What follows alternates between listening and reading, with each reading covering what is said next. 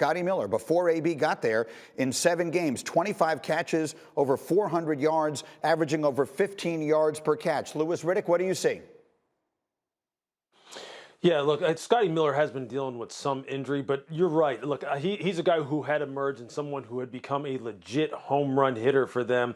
And it is disappointing that you have seen his production kind of fall off a cliff. I'm hoping they're able to work him back into it.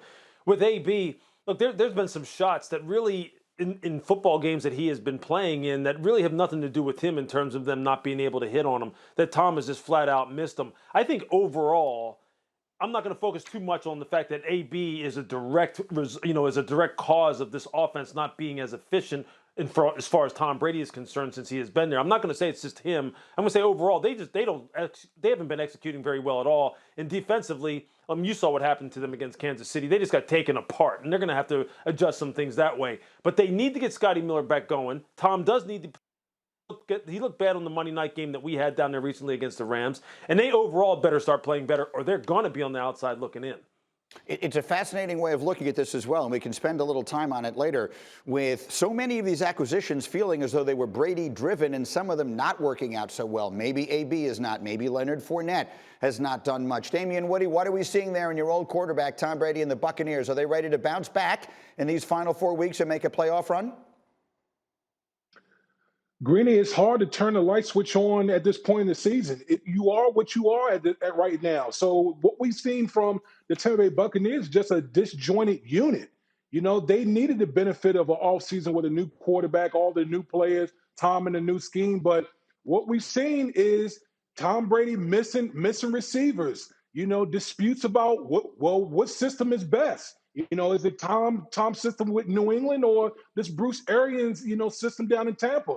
That's not going to get fixed in December. So I think the Bucs are what they are right now. Do they come out, Dominic, quickly, do they come out and look like a different team after a bye week? It's a very late bye, the latest that anybody had in the sport. Is that enough time, that time off and self-scouting, to come out and look at least a little bit different offensively? I don't think so. I think that you are who you are, as D would say, and he called them a light switch team. I think that's right, is they kind of flick it on sometimes and flick it off. So they might have a great game like they did against the Packers, which is really the only NFC contender that they've beaten, and they played other NFC playoff potential teams, and they've lost to them, most embarrassingly, to the Saints. So I don't expect much from this team going forward. I think that this partnership hasn't really been a partnership between Brady and the Bucs. The best thing that you can have in a partnership is a give and a take and someone to control your worst impulses. It doesn't seem like that's happening in Tampa Bay. It feels like Brady kind of gets to make the front office decision. He kind of gets to make the game plan decisions. He's making the decision where you throw the ball. And obviously, I don't know exactly what's happening down there, but Bruce Arians seems really uncomfortable with the way this team is going. And the only person he seems to be pointing a finger at or kind of tilting his head towards is the Hall of Famer, the greatest of all time, Tom Brady. Thank you for watching ESPN on YouTube. For live streaming sports and premium content, subscribe to ESPN+.